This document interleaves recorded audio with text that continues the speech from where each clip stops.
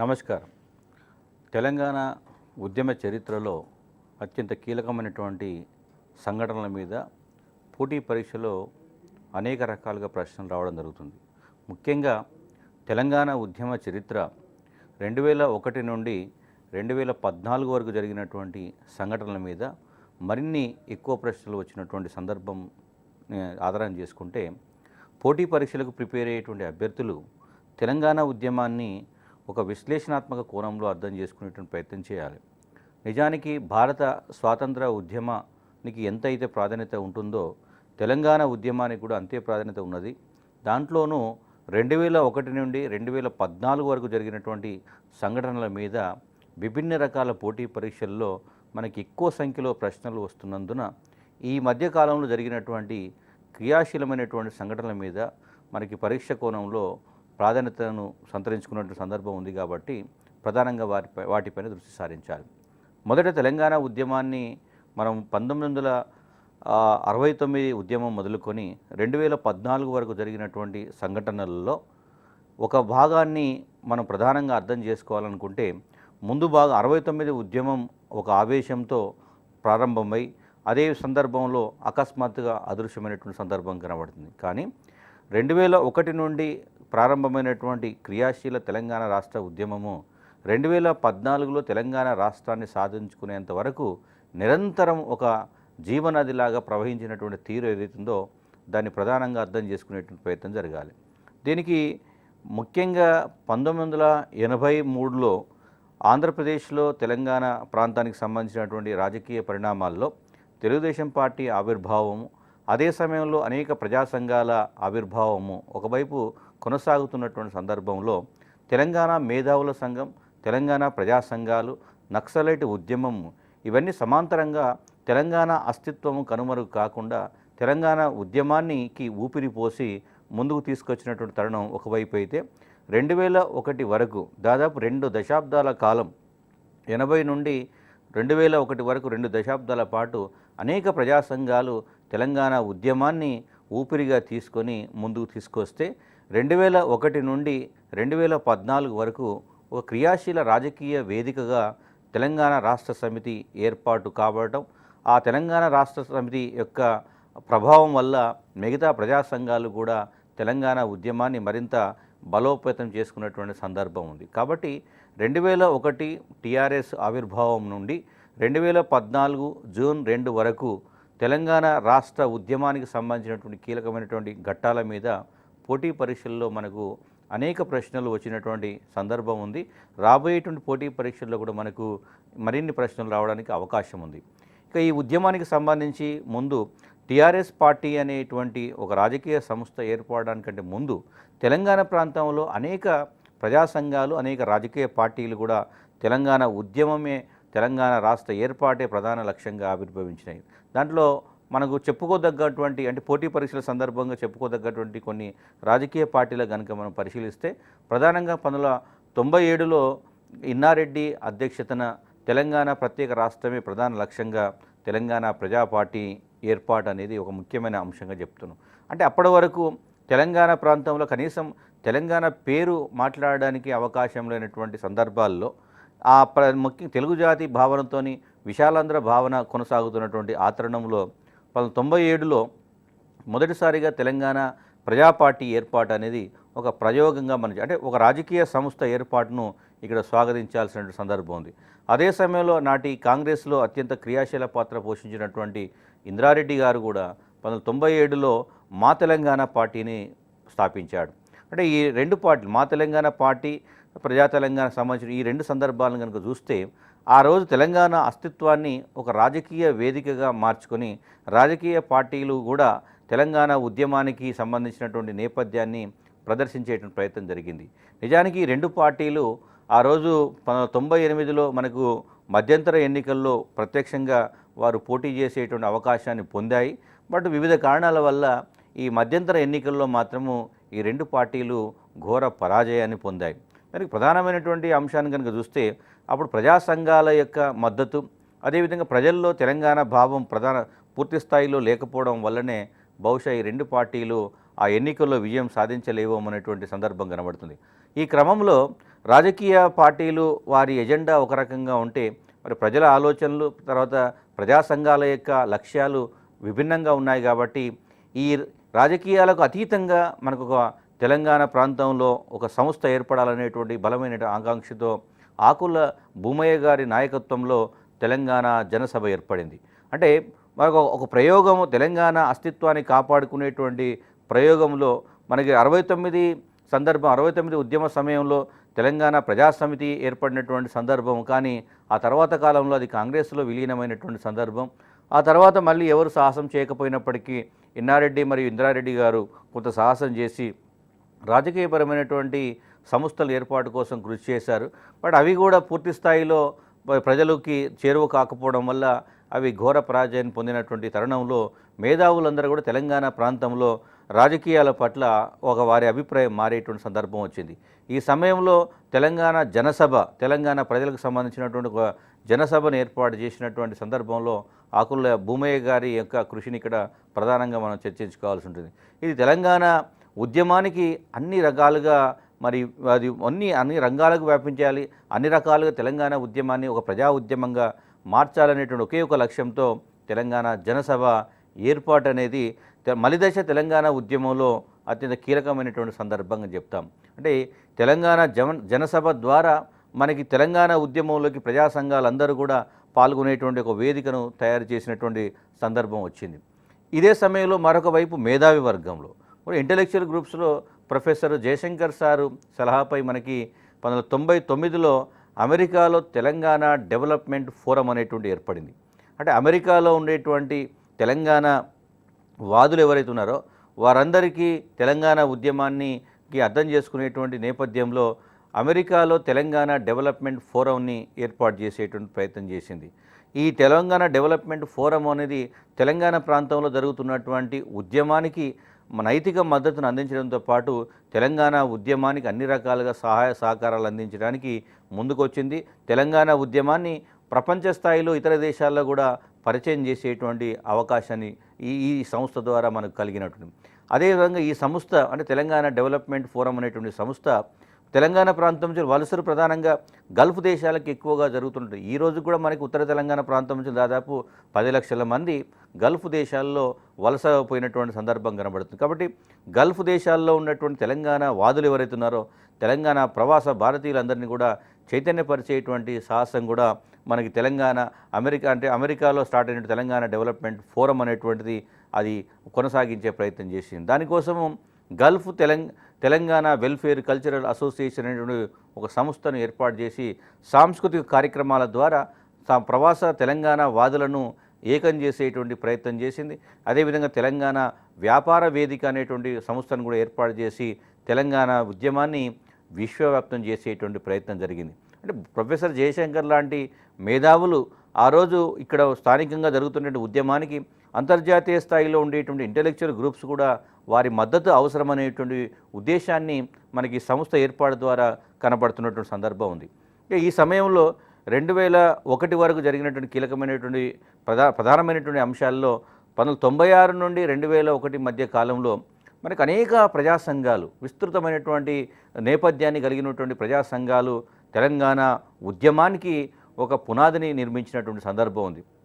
అంటే రాజకీయ పార్టీలు 2 సందర్భాల్లో అంటే ప్రజల మద్దతు పొందలేకపోయినాయి. అంటే 69 నాటి తెలంగాణ ప్రజాసమితి కానీ 97లో ఆవిర్భవించిన తెలంగాణ పార్టీలు ఏవైతే ఉన్నాయో అవి ప్రజల మద్దతును పూర్తిగా చూడలేకపోయినాయంటే ప్రజా సంఘాలు దీన్ని వారికి అనుకూలంగా మలుచుకునేటువంటి ప్రయత్నంలో భాగంగా తెలంగాణ ఉద్యమ వ్యాప్తిని ఈ ప్రజా సంఘాలు మరింత ముందుకు తీసుకుపోయేటువంటి ప్రయత్నంలో చేసినటువంటి అనేక రకాల ప్రయోగాలు తెలంగాణ ప్రజలకు క్రమంగా చేరువయ్యేటువంటి ప్రయత్నం జరిగింది.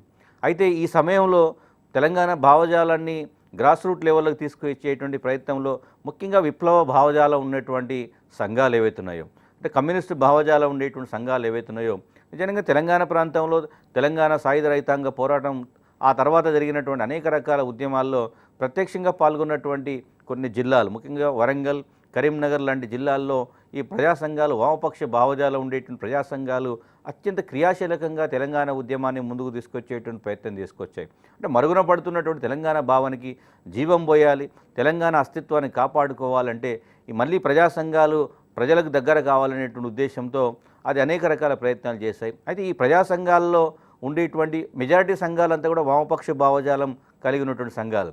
ఈ వామపక్ష భావజాలం ఎప్పుడు కూడా రాజకీయాలకు అతీతంగా, అంటే రాజకీయ పార్టీలు తెలంగాణ ఉద్యమాన్ని సాధించలేవు కాబట్టి ప్రజలు ప్రత్యక్షంగా ప్రజా ఉద్యమం చేయాలి, తెలంగాణను ప్రజా సంఘాలే సాధించుకోవాలనేటువంటి ఒక నినాదంతో అవి ముందుకు రావడం ద్వారా సహజంగానే అప్పుడుండేటువంటి ప్రభుత్వాలు వీటిని నక్సల్ ప్రభావిత సంఘాలుగా లేదా నక్సలైటు గ్రూపులకి అనుబంధ సంఘాలుగా భావించి వాటిపైన తీవ్రమైనటువంటి ఒత్తిడి తీసుకొచ్చే ప్రయత్నం చేశారు, వాటిని అణిచివేసేటువంటి ప్రయత్నం చేశారు.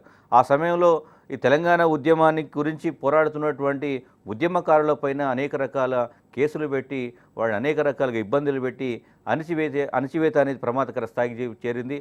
అదేవిధంగా నక్సలైట్స్ పైన ఎన్కౌంటర్లు కూడా బాగా పెరిగినటువంటి సందర్భం. అంటే ఈ సమయంలో నిజానికి రాజకీయ వ్యవస్థ బలహీనంగా ఉన్నటువంటి సందర్భంలో ప్రజా సంఘాలు క్రియాశీలకంగా ముందుకొచ్చి ప్రజలను చైతన్యపరిచి ప్రజా తెలంగాణ, ప్రజాస్వామిక తెలంగాణ, బహుజన తెలంగాణను సాధించేటువంటి ప్రయత్నం జరుగుతున్నప్పుడు నిజానికి నాటి ప్రభుత్వాలు వీటిని ఒక నక్సల్ ప్రభావిత సంఘాలుగా భావించి వాటిని నిషేధించి వాటిపైన ఆంక్షలు విధించేటువంటి ప్రయత్నం జరిగినప్పుడు తెలంగాణ ఉద్యమం మరింత కొంత బలహీనపడినటువంటి సందర్భం. ఈ సమయంలో మనకి రాజకీయ పార్టీల్లో కూడా అనేక రకాల అభిప్రాయాలు వ్యక్తమైనాయి. ముఖ్యంగా అంటే ఎందుకు ప్రజా సంఘాలు అంతా అగ్రెసివ్గా ప్రజల దగ్గరికి వెళ్ళి ప్రజల యొక్క మద్దతుతోనే మనం తెలంగాణను సాధించుకోవాలి, ప్రజా సంఘాలే తెలంగాణను సాధించుకోవాలనేటువంటి సందర్భం ఎందుకు వచ్చిందంటే నిజానికి రాజకీయ పార్టీలన్నీ కూడా ఏ ఒక్కటి కూడా నమ్మిన సిద్ధాంతాన్ని ముందుకు తీసుకుపోయేటువంటి ప్రయత్నం చేయలేకపోయినాయి. అదేవిధంగా రాజకీయ వ్యవస్థ బలంగా ప్రజలని దగ్గరికి వెళ్ళలేకపోయింది, ప్రజలు రాజకీయ పార్టీలను కూడా నమ్మలేని పరిస్థితి ఏర్పొచ్చింది. అంటే ఈ సమయంలో దానికి బలమైనటువంటి కారణాలు కూడా ఉన్నాయి. ఫర్ ఎగ్జాంపుల్ మనం 1997లో బీజేపీ నాటి, అంటే అప్పుడు మధ్యంతర ఎన్నికల కంటే ముందు బీజేపీ పార్టీ కాకినాడలో ఒక తీర్మానం చేసింది. ఒక ఓటు రెండు రాష్ట్రాలు అనేటువంటి నినాదాన్ని వాళ్ళు ఇవ్వడం ద్వారా భారీ మెజారిటీతో తెలంగాణలో కూడా 3 పార్లమెంట్ స్థానాలు కూడా బీజేపీ కైవసం చేసుకుంది. కానీ దురదృష్టవశాత్తు ఏమిటంటే 1998లో ఈ నినాదంతో అధికారంలోకి వచ్చినటువంటి బీజేపీ సంకీర్ణ ప్రభుత్వము తెలంగాణ, ఎందుకంటే ఆ రోజు తెలుగుదేశం పార్టీ మద్దతు ఇక్కడ ఉన్నటువంటి సందర్భం కాబట్టి ఆ వివిధ రకాల రాజకీయపరమైనటువంటి ఒత్తిళ్ల వల్ల ఒక్క ఓటు రెండు రాష్ట్రాల నినాదాన్ని బీజేపీ ఎప్పుడైతే పక్కకు పెట్టిందో ప్రజల్లో ఒకలాంటి అనుమానము, ఆందోళన మొదలైంది. అంటే మనం ఏ రాజకీయ పార్టీకి మనం ఒకవేళ ఓట్లు వేసినా తెలంగాణ ఎజెండాతో ముందుకొచ్చేటువంటి రాజకీయ పార్టీలు నిజంగా చివరి వరకు కట్టుబడి ఉండవేమో అనేటువంటి ఒక అనుభవం అనేది అనేక సందర్భాల్లో, అంటే 69 సందర్భంతో పాటు 97లో జరిగినటువంటి మధ్యంతర ఎన్నికల సందర్భంలో కూడా మనకి తెలంగాణ ప్రజలకు అది గుర్తు రావడం వల్ల మరి ప్రజా సంఘాలు తప్ప రాజకీయ పార్టీలు ఏవి కూడా తెలంగాణ ఉద్యమాన్ని సాధించలేవు అనేటువంటి ఒక అభిప్రాయం కలగడం వల్ల ప్రజా సంఘాలు ఈ తెలంగాణ ప్రజలను మమేకం చేసి, ఉద్యమంలో మమేకం చేసి తెలంగాణ సాధన కోసము ఈ ప్రజా సంఘాలు నాయకత్వం వహించినటువంటి సందర్భం కనబడుతుంది. అంటే ఒక ప్రాంతంలో రాజకీయ పార్టీలకు సమాంతరంగా ప్రజా సంఘాలు ఎందుకు ముందుకు పోయినాయి, ప్రజలు వాటిని ఎందుకు ఆదరించారనే సందర్భం వస్తే రాజకీయ పార్టీల యొక్క హామీలు ఏవైతున్నాయో అవి ఓట్ల కంటే ముందు, ఓట్ల తర్వాత చాలా విస్తృతం, అంటే వాళ్ళకు ఉండేటువంటి విస్తృతమైనటువంటి అవకాశాల వల్ల దాని అవసరాన్ని గుర్తించకపోవడం వల్ల ఈ సమస్య సద్దుమణిగింది. కాబట్టి తెలంగాణ ఉద్యమానికి ప్రజా సంఘాలే నాయకత్వం వహించాలనేటువంటి భావన బలంగా నెలకొన్నది. అందువల్ల ఈ ప్రజా సంఘాలు చేస్తున్నటువంటి తెలంగాణ ఉద్యమ ప్రభావాన్ని నిజానికి ఆ రోజు ఆ ప్రతిపక్షంలో ఉండేటువంటి కాంగ్రెస్ పార్టీ గుర్తించింది. అంటే వారికి వేరే అవకాశం లేకుండా ఇక్కడ స్థానికంగా ఉండేటువంటి పరిస్థితుల్లో ఇక్కడ తెలుగుదేశం పార్టీ ఇక్కడ ఈ రాష్ట్రంలో అధికారంలో ఉంది, అది కేంద్రంలో బీజేపీ ప్రభుత్వము అధికారంలోకి వచ్చింది. అంటే ఒకప్పుడు అధికారంలో సుదీర్ఘకాలం పాటు ఉన్నటువంటి కాంగ్రెస్ పార్టీ ప్రతిపక్ష హోదాలో ఉండి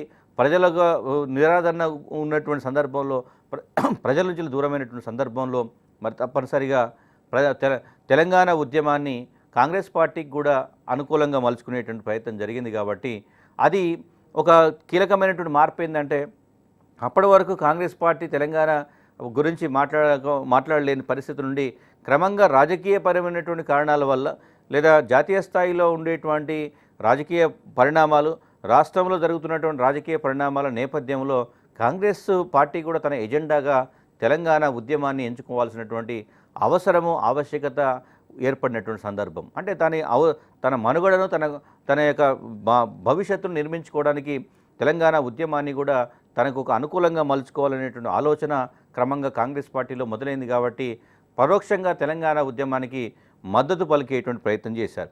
ఈ మద్దతు ఎలా మొదలైంది అనేటువంటి సందర్భాన్ని కనుక వస్తే 2000 సంవత్సరంలో ముఖ్యంగా ఆ రోజు నాటి సోనియా గాంధీ, కాంగ్రెస్ అధ్యక్షుడు సోనియా గాంధీ హైదరాబాద్ రావడం జరిగింది. హైదరాబాద్ వచ్చినటువంటి సందర్భంలో నాటి కాంగ్రెస్ పార్టీకి సంబంధించినటువంటి వ్యక్తుల క్రియాశీల పాత్ర పోషిస్తున్నటువంటి డాక్టర్ వైఎస్ రాజశేఖర రెడ్డి నాయకత్వంలో తెలంగాణ కాంగ్రెస్ ఎమ్మెల్యేలందరూ కలిసి సోనియా గాంధీకి ఒక వినతి పత్రాన్ని కూడా అందించడం జరిగింది. ఈ వినతి పత్రంలో ప్రధానమైనటువంటి అంశం ఏంటంటే మనము తెలంగాణ ఉద్యమానికి సంబంధించినటువంటి మద్దతును కాంగ్రెస్ పార్టీ ఇవ్వాల్సినటువంటి అవసరం ఉంది. భవిష్యత్తులో తెలంగాణ ప్రాంతంలో కాంగ్రెస్ పార్టీ అధికారంలో ముఖ్యంగా ఎక్కువ స్థానాలు పొందాలి అంటే తెలంగాణ ఉద్యమాన్ని కూడా తప్పనిసరిగా కాంగ్రెస్ ఎజెండాగా మార్చాల్సినటువంటి అవసరం ఉందనేటువంటి ఉద్దేశంతో ఆ రోజు తెలంగాణ కాంగ్రెస్ ఎమ్మెల్యేలందరూ కలిసి సోనియా గాంధీకి ఒక ప్రత్యేకంగా ఈ తెలంగాణ ఉద్యమాన్ని వివరించి తెలంగాణ ఉద్యమానికి కాంగ్రెస్ పార్టీ మద్దతు ఉండాలి అనేటువంటి సందర్భం, లేదా తెలంగాణ ఉద్యమానికి కాంగ్రెస్ పార్టీ నాయకత్వం వహించాలనే సందర్భాన్ని తీసుకొచ్చారు. అంటే ఇక్కడ రాష్ట్రంలో తెలుగుదేశం పార్టీ, కేంద్రంలో బీజేపీ పార్టీ తెలంగాణ ఉద్యమాన్ని ఏ విధంగా కూడా ముందుకు తీసుకుపోవు అనేటువంటిది అర్థమైంది. ప్లస్ ప్రజా సంఘాలు రాజకీయ పార్టీని నమ్మట్లేదు. ప్రజా సంఘాలు వారి స్వతంత్రంగానే తెలంగాణ ఉద్యమాన్ని కొనసాగిస్తున్న సందర్భం. అందువల్ల మనం తెలంగాణ ప్రాంతంలో తెలంగాణ ఉద్యమాన్ని మనకు అనుకూలంగా మలుచుకోవాల్సినటువంటి ఆవశ్యకత తక్షణం మనకు ఉంది కాబట్టి దాని వైపు ఆలోచించాలనేటువంటి అభిప్రాయాన్ని సోనియా గాంధీకి వాళ్ళు వివరించే ప్రయత్నం చేశారు. అదే సమయంలో దేశంలో జరిగిన కీలకమైన సందర్భం ఏంటంటే 2000 సంవత్సరంలో మనకి ముఖ్యంగా నవంబర్ 1న ఛత్తీస్గఢ్, అదేవిధంగా 9న ఉత్తరాఖండ్, అదేవిధంగా నవంబర్ 15న జార్ఖండ్ రాష్ట్రాలను ఆ రోజు బీజేపీ ప్రభుత్వం, కేంద్రంలో ఉండేటువంటి బీజేపీ ప్రభుత్వం ఎప్పుడైతే ఏర్పాటు చేసిందో ఒక్కసారిగా తెలంగాణ ఉద్యమానికి మరొక నాయకత్వం, మరొక బలమైన నాయకత్వం అవసరం ఉంది అనేటువంటి ఒక సంకేతం వచ్చింది. అంటే నిజానికి ఈ రాష్ట్రాలు ముఖ్యంగా జార్ఖండ్, ఉత్తరాఖండ్, ఛత్తీస్గఢ్ రాష్ట్రాల ఏర్పాటు ఏదైతే ఉందో తెలంగాణ ఉద్యమానికి మరింత ప్రోత్సాహాన్ని అందించినటువంటి సందర్భం. సో ఈ సమయంలో మనం పోరాడితే తెలంగాణను సాధించుకోవచ్చు. ముఖ్యంగా గిరిజన ప్రాంతాలన్నీ వారి సుదీర్ఘకాలం పాటు చేసినటువంటి ఉద్యమాలను కేంద్ర ప్రభుత్వం గుర్తించినప్పుడు తెలంగాణలో కూడా అలాంటి నేపథ్యంలోనే ఉద్యమం జరుగుతుంది కాబట్టి తెలంగాణ ఉద్యమాన్ని కూడా కేంద్రం తప్పనిసరిగా గుర్తిస్తుంది. లేదా మనకు కొంత సమయము డిలే అయినా పర్వాలేదు కానీ తెలంగాణ ఉద్యమాన్ని మాత్రం ఆపకూడదు అనేటువంటి ఒక సంకేతము ఈ 3 రాష్ట్రాల ఏర్పాటు ద్వారా తెలంగాణ ప్రజా సంఘాలకు దొరికింది. అదేవిధంగా కాంగ్రెస్ పార్టీకి కూడా ఇది ఒక ఆలోచన రేకెత్తించేటువంటి అంశంగా మారింది. కాబట్టి భవిష్యత్తులో తెలంగాణ ఉద్యమము మరింత ఉధృతమవుతుంది. తెలంగాణ ఉద్యమానికి తప్పనిసరిగా ఒక రాజకీయ నాయకత్వం అవసరం పడుతుంది. దానికి లీడ్ తీసుకోవాలి. ఆ ఉద్యమాన్ని మనకు అనుకూలంగా మలుచుకోవాలనేటువంటి అభిప్రాయాన్ని కాంగ్రెస్ పార్టీ విభిన్న కోణాల్లో బయటకు తీసుకొచ్చేటువంటి ప్రయత్నం చేసింది. దానికి ఏం చేయాలి అనేటువంటి ఒక ఆలోచన వచ్చినప్పుడు ముఖ్యంగా సోనియా గాంధీ గారు హైదరాబాద్ వచ్చినప్పుడు కాంగ్రెస్ ఎమ్మెల్యేలు రాజశేఖర రెడ్డి గారి నాయకత్వంలో ఇచ్చినటువంటి వినతి పత్రాన్ని పరిగణలోకి తీసుకున్నటువంటి నాటి కాంగ్రెస్ పార్టీ ఆ రోజు ఉండేటువంటి ఎన్డీఏ ప్రభుత్వం పైన ఒక ఒత్తిడి పెంచేటువంటి ప్రయత్నం చేసింది. నిజానికి ప్రత్యేక తెలంగాణ రాష్ట్రము ఏర్పాటు అనేటువంటిది తప్పనిసరిగా చేయాల్సిన అవసరం ఉంది. ఒకవేళ ప్రత్యేక రాష్ట్ర ఏర్పాటు మీరు చేయలేకపోతే కనీసము రెండవ రాష్ట్రాల పునర్విభజన కమిషన్ అన్న ఏర్పాటు చేయండి. ఎందుకంటే మొదటి రాష్ట్రాల పునర్విభజన కమిషన్ ద్వారా మీకు ఆంధ్రప్రదేశ్ ఏర్పాటు జరిగింది, కానీ అది ఒక విప్లవ ప్రయోగము. ఆంధ్రప్రదేశ్లో ఉండేటువంటి 2 ప్రత్యేకమైన ప్రాంతాలు మరి ప్రత్యేకంగా 2 రాష్ట్రాలుగా ఉండాల్సినటువంటి సమయము ఆసన్నమైంది కాబట్టి దీన్ని అధ్యయనం చేయడం కోసం మరియు రెండవ రాష్ట్రాల పునర్విభజన కమిషన్ను ఏర్పాటు చేయాలని చేసి తెలంగాణకు న్యాయం చేయండి, తెలంగాణకు రక్షణ కల్పించండి, తెలంగాణ ప్రాంతానికి సంబంధించినటువంటి ఒప్పందాలు ఏవైతున్నాయో అవన్నీ ఉల్లంఘనకు గురైనాయి కాబట్టి దీన్ని తక్షణమే ఎన్డీఏ ప్రభుత్వం పరిగణలోకి తీసుకోవాలనేటువంటి ఉద్దేశంతో కాంగ్రెస్ పార్టీ ఆ రోజు ఎన్డీఏ ప్రభుత్వం పైన ఒత్తిడి చేసేటువంటి ప్రయత్నం జరిగింది. కాకపోతే అక్కడ ఉండేటువంటి ఆ రోజు సంకీర్ణ ప్రభుత్వం, ఎన్డీఏ ప్రభుత్వం సంకీర్ణం, అనేక రకాల రాజకీయ పార్టీలు ఆ రోజు ముఖ్యంగా ఇక్కడ ఉండేటువంటి ఆ రోజు ఆంధ్రప్రదేశ్లో తెలుగుదేశం పార్టీ అధికారంలో ఉంది. చంద్రబాబు నాయుడు పాత్ర కేంద్ర ప్రభుత్వంలో చాలా క్రియాశీలకంగా ఉన్నటువంటి సందర్భం. సో ఈ సమయంలో కేంద్రము ఏకపక్షంగా ఒక నిర్ణయం తీసుకోలేని నిస్సహాయ స్థితి. అంటే సంకీర్ణ యుగం జరుగుతుంది కాబట్టి అప్పటికే 2 సార్లు మధ్యంతర ఎన్నికలు వచ్చాయి.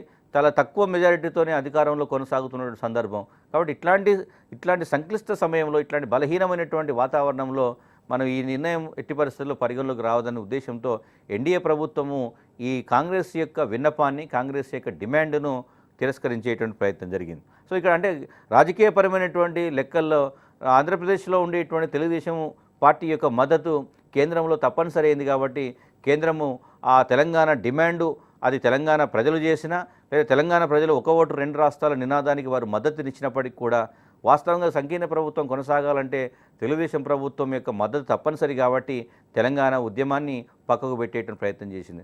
సో అది ఆటోమేటిక్గా అంటే కాంగ్రెస్ పార్టీ తమకు అనుకూలంగా మలుచుకునే ప్రయత్నం చేసే సందర్భాల్లో ఎన్డీఏ ప్రభుత్వం మాత్రం దాన్ని పెద్దగా పరిగణలోకి తీసుకోలేకపోయింది. ఇది ఒకటి. ఇదే సమయంలో మరొక కీలకమైనటువంటి మార్పు, ముఖ్యంగా తెలంగాణ ప్రాంతంలో ఆ రోజు జరిగినటువంటి పరిస్థితులలో అత్యంత కీలకమైనటువంటి సంఘటన ఏంటంటే 2001లో తెలంగాణ ప్రాంతం కరువు కొరల్లో చిక్కుకున్నటువంటి సందర్భం. ముఖ్యంగా రైతుల ఆత్మహత్యలు ప్రమాదకర స్థాయికి చేరుకున్నాయి. ఈ సమయంలో మరికి అప్పటికే ప్రపంచ బ్యాంకుతో చంద్రబాబు నాయుడు గారు చేసుకున్నటువంటి ఒప్పందం 2200 కోట్ల అప్పులు తీసుకొచ్చేసి ప్రపంచ బ్యాంకు నిబంధనలకు తగ్గట్టుగా ఈ తెలంగాణ ప్రాంతమేగా మొత్తం ఆంధ్రప్రదేశ్లో అనేక సంస్కరణలకు శ్రీకారం చుట్టాడు. ఆ శ్రీకారంలో ప్రధానమైనటువంటి అంశం ఏంటంటే ఫస్ట్ విద్యుత్ ఛార్జీలను పెంచేటువంటి ప్రయత్నం చేశాడు. ముఖ్యంగా అప్పటి వరకు రైతులు వ్యవసాయాన్ని నమ్ముకొని జీవిస్తున్నటువంటి రైతాంగానికి ఈ విద్యుత్ ఛార్జీల పెంపు అనేది అత్యంత ప్రమాదకరమైన అంశంగా మారింది, భారంగా మారింది. కాబట్టి ఈ విద్యుత్ ఛార్జీల పెంపుకు వ్యతిరేకంగా ముఖ్యంగా వామపక్ష పార్టీల నాయకత్వంలో ఉద్యమించేటువంటి ప్రయత్నం చేశారు. ఈ ఉద్యమంలో ప్రధానంగా బషీర్బాగ్ ప్రాంతంలో మనకి జరిగినటువంటి కాల్పుల్లో అనేక మంది రైతులు చనిపోయినటువంటి సందర్భం. ఇవన్నీ ఒకసారిగా ఆ రోజు తెలంగాణ ప్రాంతంలో ఉన్నటువంటి రాజకీయపరమైనటువంటి పరిస్థితులను, ముఖ్యంగా రైతాంగం యొక్క సమస్యలను బయటికి తీసుకొచ్చేటువంటి ప్రయత్నం జరిగింది. అంటే 2001లో బషీర్బాగ్ కాల్పులు ఏవైతున్నాయో, అంటే విద్యుత్ ఛార్జీలు పెంచినందుకు దానికి వ్యతిరేకంగా వామపక్ష పార్టీల నాయకత్వంలో జరిగినటువంటి ఈ ప్రజా సంఘటన ఏదైతుందో దానికి ముఖ్యంగా తెలుగుదేశం ప్రభుత్వం జరిపినటువంటి అణచివేత ఏదైతుందో అది రాష్ట్ర వ్యాప్తంగా పెద్ద చర్చనీయాంశంగా మారింది. అంటే నిజానికి ఈ ముఖ్యంగా తెలంగాణ ప్రాంతంలో రైతులు ఎక్కువగా బోరుబావులపై ఆధారపడ్డారు.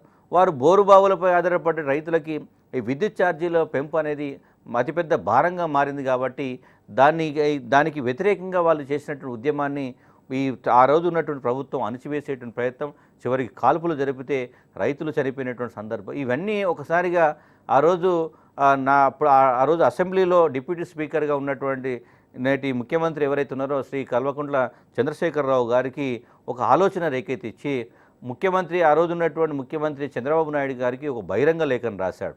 నిజానికి ఈ విద్యుత్ ఛార్జీల పెంపు వెనుక ఉన్నటువంటి సందర్భం ఏమిటి, నిజానికి తెలంగాణ ప్రాంతంలో ఉండేటువంటి సమస్యలను పరిష్కరించడంలో తెలుగుదేశం పార్టీ యొక్క ఉద్దేశాలు ఏమిటి అనేటువంటి సందర్భాన్ని పెట్టుకొని ఒక బహిరంగ లేఖ రాయడం అనేది ఆ రోజు రాజకీయ ప్రకంపనలను సృష్టించింది. అంటే అప్పటి వరకు ఒక స్తబ్దంగా ఉండేటువంటి తెలంగాణ ఉద్యమానికి నిజానికి ప్రజా సంఘాలు అనేక రకాల భయాలతోని కొనసాగుతున్నాయి. అంటే ఏ ప్రజా సంఘం అయితే తెలంగాణ ఉద్యమం కోసము పోరాడుతున్నదో వాటికి నక్సలైట్ భావజాలం ఉన్నటువంటి సంస్థలుగా పరిగణించి వారిపైన అణిచివేస్తున్నటువంటి కాలం అది.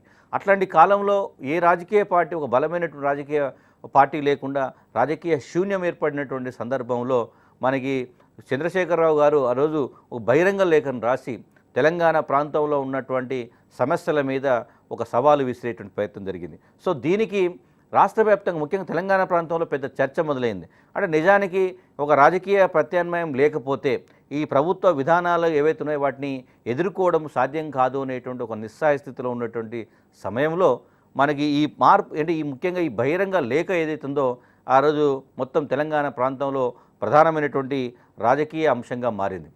ఈ సమయాన్ని దీన్ని చూసినటువంటి అప్పటికే తెలంగాణ ఉద్యమానికి అనేక రకాలుగా కృషి చేస్తున్నటువంటి తెలంగాణ వాదులు ఎవరైతే ఉన్నారో, తెలంగాణ మేధావులు ఎవరైతే ఉన్నారో, తెలంగాణ ఉద్యమకారులు ఎవరైతే ఉన్నారో, ప్రజా సంఘాలు ఏవైతే ఉన్నాయో ఇవన్నీ ఒక్కసారిగా ఆలోచనలోకి వచ్చేసాయి. అంటే మనకి అప్పటికే చంద్రశేఖరరావు గారు మనకి తెలుగుదేశం పార్టీలో ఒక మంచి నాయకత్వం ఉన్నటువంటి వ్యక్తిగా కొనసాగుతున్న సమయంలో ఒక ప్రత్యామ్నాయ రాజకీయ శక్తి రాబోతుందా అనేటువంటి ఒక సంకేతము దాని ద్వారా వచ్చింది. దాన్ని గమనించినటువంటి ప్రొఫెసర్ జయశంకర్ కానీ లేదా వి ప్రకాష్ గారు, అదేవిధంగా గాదే ఇన్నయ్య లాంటి తెలంగాణ వాదులు, అదేవిధంగా ప్రజా సంఘాలు వీళ్ళందరూ కూడా కేసీఆర్ వద్దరికి వెళ్ళి తెలంగాణ సమస్యలను వివరించేటువంటి ప్రయత్నం చేశారు. తెలంగాణ సమస్యలన్నిటికీ పరిష్కారం కావాలంటే మనకి ఒకే ఒక అంశము తెలంగాణ రాష్ట్రాన్ని ఏర్పాటు చేసుకోవాలని చెప్పి వారు కన్విన్స్ చేసేటువంటి ప్రయత్నం చేశారు.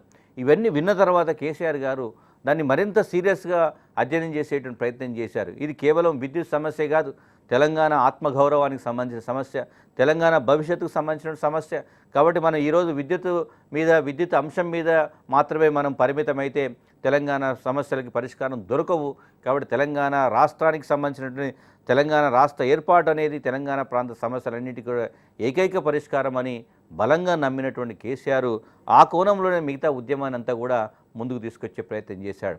వెంటనే దీనికి ప్రత్యామ్నాయంగా మనం ఇది ఒక వ్యాక్యూమ్, మనకు ఈ టైంలో సరైనటువంటి రాజకీయ వేదిక కావాలి.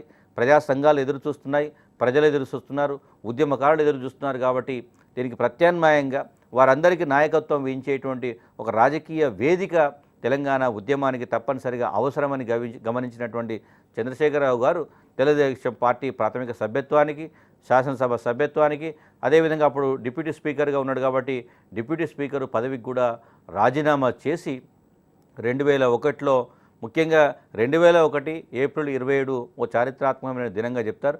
ఈ 2001 ఏప్రిల్ 27న శ్రీ కొండా లక్ష్మణ్ బాపూజీ గారి నివాసమైనటువంటి జలదృశ్యంలో తెలంగాణ రాష్ట్ర సమితిని ఏర్పాటు చేసేటువంటి ప్రయత్నం చేశారు. నిజానికి మలిదశ తెలంగాణ ఉద్యమంలో ఈ సంఘటన అత్యంత క్రియాశీల పాత్ర పోషించింది. మలిదశ తెలంగాణ ఉద్యమం అనేది ఒక మామూలుగా ఇంతవరకు జరిగినటువంటి ఉద్యమం 69 ఉద్యమాన్ని అనుభవంలోకి తీసుకున్నప్పుడు ఆ తర్వాత కాలం 69 నుండి 2001 వరకు తెలంగాణ ప్రాంతంలో ఉండేటువంటి ప్రజలు, ప్రజా సంఘాలు, తెలంగాణ వాదులు, తెలంగాణ ఉద్యమకారులు ఎవరు కూడా ఏ రాజకీయ పార్టీని కూడా నమ్మే ప్రసక్తి లేకుండా పోయింది. ఎందుకంటే గత అనుభవాల్లో ప్రతి రాజకీయ పార్టీ వారి యొక్క వ్యక్తిగత ప్రయోజనాల కోసమో, లేదా వారి యొక్క సమస్యలకు పరిష్కారం కోసమో, లేదా అక్కడ ఉండే రాజకీయ అవకాశాన్ని తమకు అనుకూలంగా మలుచుకోవడం కోసమో తెలంగాణ ఉద్యమాన్ని వారి వైపు మళ్లించుకునే ప్రయత్నం చేశారు. కానీ నిజంగా తెలంగాణ రాష్ట్ర ఏర్పాటే ఏకైక లక్ష్యంగా మిగతా ఏ అంశాలకు ప్రాధాన్యత లేకుండా ముందుకు వచ్చినట్టు రాజకీయ పార్టీలు లేనటువంటి సమయంలో తెలంగాణ ఉద్యమమే తమ ఎజెండాగా, తెలంగాణ రాష్ట్ర ఏర్పాడే తమ అంతిమ లక్ష్యంగా, ఆ చివరి వరకు తెలంగాణ ఉద్యమాన్ని కొనసాగించాలనేటువంటి ఆకాంక్షతో ఈ తెలంగాణ రాష్ట్ర సమితి ఏర్పాటు జరిగిందనేటువంటి నమ్మకము ప్రజలకు తీసుకుపోవడం జరిగింది. సో దీని ద్వారా ఏమైందంటే తెలంగాణలో రెండు అంశాలు, ఒకవైపు ప్రజా సంఘాలు, మరోవైపు ఒక రాజకీయ సంస్థ, బలమైన రాజకీయ సంస్థ. మనకి ఇప్పటికీ ప్రొఫెసర్ జయశంకర్ గారు చాలా సందర్భాల్లో దీని గురించి ప్రస్తావించే ప్రయత్నం చేశారు. నిజానికి తెలంగాణ ఉద్యమం మనకి సుదీర్ఘ దశాబ్దాల పాటు కొనసాగిన దానికి ఎందుకు ఒక రూపం రాలేకపోయింది? తెలంగాణ ఉద్యమం చేసినటువంటి శ్రమ ఎందుకు వృధా అవుతున్నది? తెలంగాణ ఉద్యమకారులందరూ కూడా ఎందుకు ఇంత మనోవేదనకు గురవుతున్నారంటే వారు చేసినట్టు ఉద్యమానికి ఎందుకు గుర్తింపు రావటం లేదు అన్నప్పుడు రెండు అంశాలు ప్రధానం. ఒకటి, మనకి పార్లమెంటరీ ప్రజాస్వామ్య వ్యవస్థలో సామాజిక ఉద్యమాలు, సోషల్ మూమెంట్స్ ఎంత ముఖ్యమో అదేవిధంగా ఈ సామాజిక ఉద్యమాన్ని ఒక ప్రజా ఉద్యమంగా, ఒక రాజకీయ ఉద్యమంగా మలిచి దేశవ్యాప్తంగా మనకి రాష్ట్రంలో జరుగుతున్నటువంటి ఈ విషయాన్ని దేశం గుర్తించాలి. అదేవిధంగా రాష్ట్రాన్ని ఏర్పాటు చేసేటువంటి పార్లమెంటు కూడా దీన్ని గుర్తించాలంటే, అదేవిధంగా శాసనసభలో కూడా దీనికి సంబంధించినటువంటి విషయం చర్చించాలంటే తప్పనిసరిగా ఒక రాజకీయ వేదిక ఉండాలి.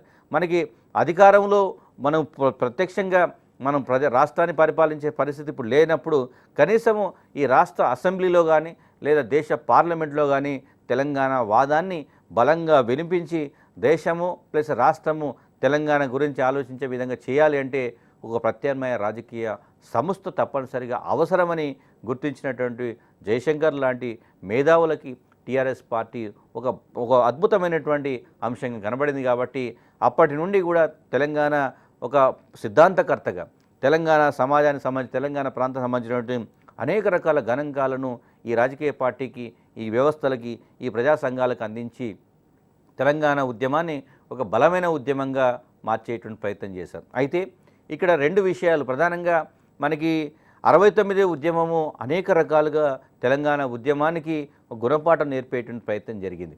నిజానికి ఆ రోజు చెన్నారెడ్డి గారి నాయకత్వంలో తెలంగాణ ప్రజా సమితి మనకి 69 ఉద్యమాన్ని లీడ్ తీసుకొని ఆ తర్వాత దేశంలో ఒక అతి తక్కువ కాలంలోనే ప్రజల మద్దతు పొంది పార్లమెంట్లో అత్యధిక స్థానాలతో వెళ్ళినప్పటికీ అతి తక్కువ కాలంలో మళ్ళీ అది కాంగ్రెస్లో విలీనమైనటువంటి సందర్భం చూసినప్పుడు ఈ అనుభవాన్ని ఈ ప్రజా సంఘాలు మళ్ళీ ఒక్కొక్కసారి గుర్తు తెచ్చుకొని మరి రేపు భవిష్యత్తులో తెలంగాణ రాష్ట్ర సమితి కూడా ఆనాటి ప్రజా సమితిలాగా మారుతుందేమో అనేటువంటి ఒక భయంతో వాళ్ళు ఒక నిర్దిష్టమైనటువంటి ఆలోచనకు వచ్చారు.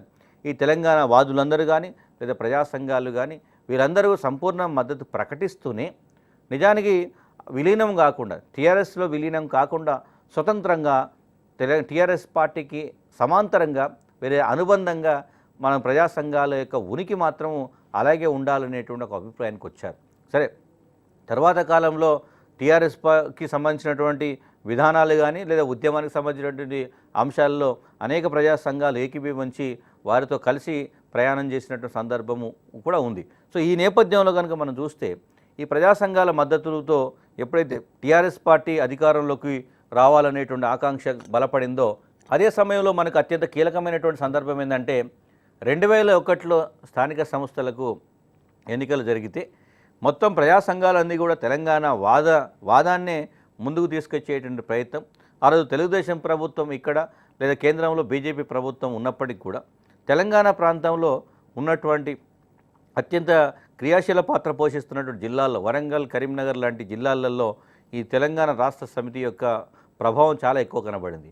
ముఖ్యంగా 2001లో జరిగినటువంటి స్థానిక సంస్థల ఎన్నికల్లో మనకి మొత్తం అతి తక్కువ 2-3 నెలల్లోనే టీఆర్ఎస్ పార్టీ ఎన్నికలకు పోవడం, ఆ ఎన్నికలలో దాదాపు 1043 ఎంపీటీసీలను 84 జెడ్పీటీసీ స్థానాలతో పాటుగా కరీంనగర్, నిజామాబాద్ జిల్లాల యొక్క చైర్పర్సన్ స్థానాలను కూడా ఈ టీఆర్ఎస్ పార్టీ కైవసం చేసుకోవడం అనేది అసలు తెలంగాణ వాదాన్ని తెలంగాణ ఉద్యమంలో ఉన్నటువంటి ఊపిరి మనకి ఇక్కడ కనబడుతుంది. అంటే తెలంగాణ ఉద్యమం ఆల్రెడీ ప్రజలు ఉద్యమ వేదికను నిర్మించారు, కేవలం నాయకత్వం కోసమే ఎదురు చూస్తున్నారు అనేటువంటి ఒక సంకేతము మనకు ఇంత తక్కువ కాలంలో ఒక రాజకీయ పార్టీ ఏర్పడ్డ 3-4 నెలల్లోనే ఎలాంటి సిద్ధాంతాలు ఇంకా స్థిరం కాకుండానే ఒక ప్రజాక్షేత్రంలోకి వెళ్తే ప్రజలు ఇంత ఆదరణతో ఈ రాజకీయ పార్టీని వాళ్ళు తమ హక్కును చేర్చుకున్నారంటే, అందులో భాగస్వాములు అయ్యారంటే దానికి ప్రధానమైనటువంటి అంశం ఏంటంటే 2 దశాబ్దాలుగా ప్రజలు ఆవేదనతో ఎదురు చూస్తున్నారు, ఒక బలమైనటువంటి రాజకీయ శక్తి కోసం ఎదురు చూస్తున్నారు. ఈ సమయంలో ఈ టీఆర్ఎస్ అనేది ఒక ప్రత్యామ్నాయ రాజకీయ శక్తిగా వారికి కనిపించింది కాబట్టి వెంటనే వారు టీఆర్ఎస్ పార్టీ వైపు మళ్ళేటువంటి ప్రయత్నం చేశారు.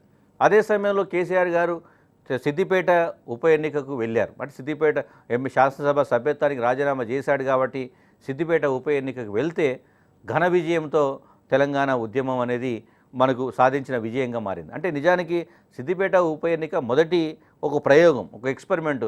తెలంగాణ వాదము, సమైక్య వాదం, ఈ రెండిట్లలో దేని వైపు ఉండాలి అనేటువంటి ఒక ఛాలెంజ్, ఒక ప్రశ్న వేసి వెళ్ళినటువంటి ఈ తరుణంలో కేసీఆర్ గారు ఘన విజయం సాధించి తెలంగాణ ఉద్యమానికి ఒక రాజకీయ శక్తిని అందించేటువంటి ప్రయత్నం చేశారు. సో ఇది ఒక కీలకమైన మార్పు. అయితే దీంతోపాటు అంతకుముందు బీజేపీలో అత్యంత క్రియాశీల పాత్ర పోషించినటువంటి ఆలయ నరేంద్ర గారు కూడా తెలంగాణ సాధన సమితి అనేటువంటి ఒక సంస్థ రాజకీయ పార్టీని ఏర్పాటు చేసే ప్రయత్నం చేశాడు. అయితే ఈ 2 పార్టీల యొక్క సిద్ధాంతాలు ఒకే రకంగా ఉన్నటువంటి ఈ తరుణంలో అనేక మంది ప్రజా సంఘాలంతా కలిసి మనం ఒకే ఎజెండాతో తెలంగాణ ప్రాంతంలో 2 రాజకీయ పార్టీలు ఉండాల్సిన అవసరం ఉందా అనే ఒక ప్రశ్న వేసి ఇద్దరిని కూడా ఒప్పించేసి తెలంగాణ సాధన సమితిని తెలంగాణ రాష్ట్ర సమితిలో విలీనం చేసి 2 రాజకీయ పార్టీలు ఒకే గొడుగు కింద ముందుకు వెళ్ళగలిగితే, ఒకే సిద్ధాంతాన్ని కనుక మనం ముందుకు తీసుకుపోగలిగితే ప్రజల్లో ఒక మనం మెసేజ్ ఇచ్చిన వాళ్ళం అవుతాం.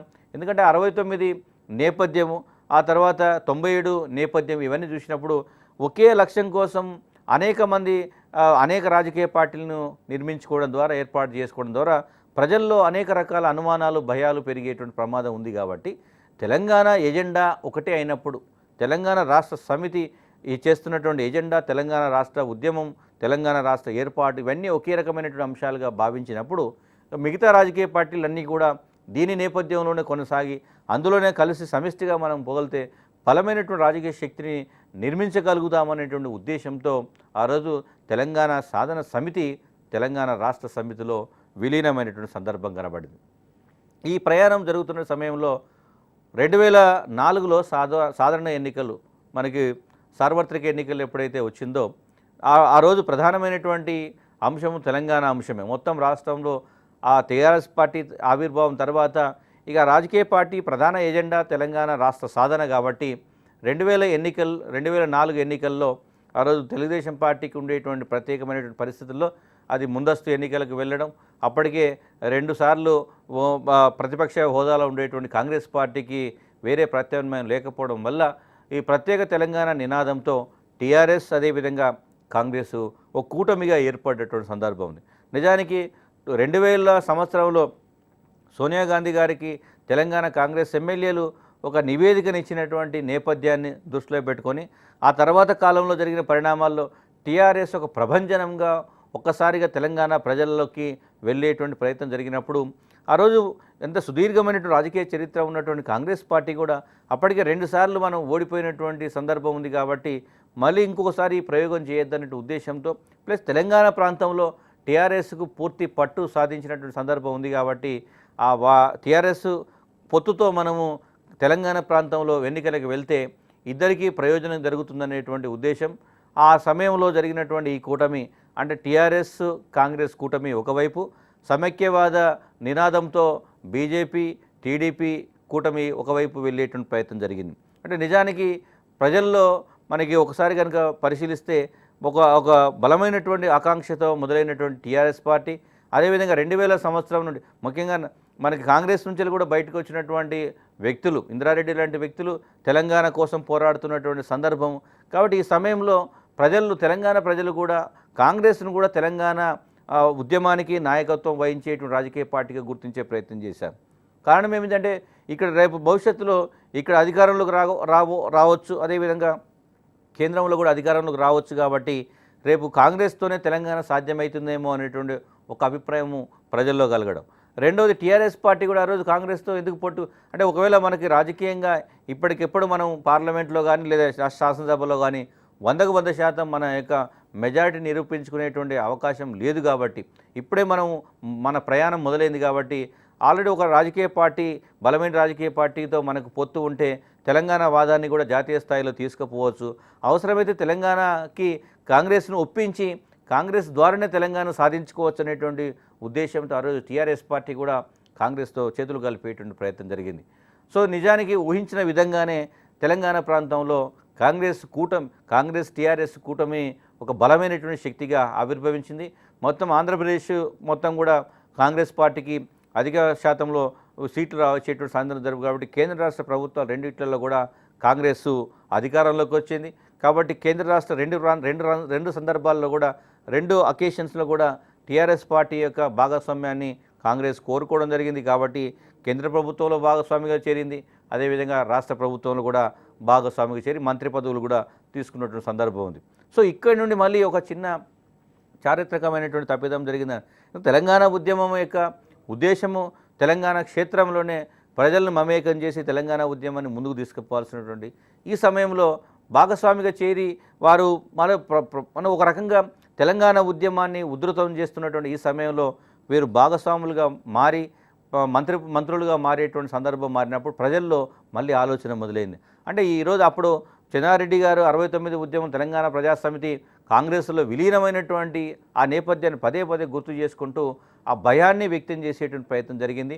నిజానికి భయపడ్డట్టే జరిగి అంటే టీఆర్ఎస్ పార్టీ ఆ రోజు సరే ప్రభుత్వాన్ని ఒప్పించి అంటే అటు కేంద్ర ప్రభుత్వాన్ని ఒప్పించి రాష్ట్ర ప్రభుత్వాన్ని ఒప్పించి మన తెలంగాణను వారి ద్వారానే సాధించుకోవాలనేటువంటి ఉద్దేశంతో ఒక ప్రెజర్ గ్రూప్ లాగా ఒక ఒత్తిడి సమూహంలాగా ఉండాలని భావించినప్పటికీ అనేక రకాల రాజకీయ కారణాల వల్ల టీఆర్ఎస్లో చీలికలు రావడం, టీఆర్ఎస్ పార్టీ బలహీనపడడం ఇవన్నీ కూడా ఒక రకంగా తెలంగాణ ఉద్యమం పైన బలమైనటువంటి ప్రభావం చూపాయి. అంటే తెలంగాణ ప్రజలు ఏదైతే భయపడ్డారో గత అనుభవాలు ఏవైతున్నాయో మళ్ళీ ఒకసారి పునరావృతం కాబోతున్నాయనేటువంటి ఒక అనుమానము దీని ద్వారా జరిగింది.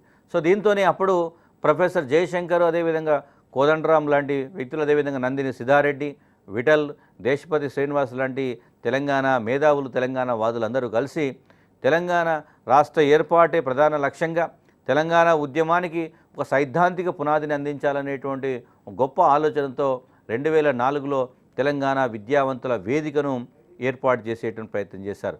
ఈ తెలంగాణ విద్యావంతుల వేదిక మనకి ఆటోమేటిక్గా తెలంగాణ ఉద్యమాన్ని ఒక సిద్ధాంతపరమైన ఉద్యమంగా ముందుకు తీసుకుపోయేటువంటి ప్రయత్నం జరిగింది.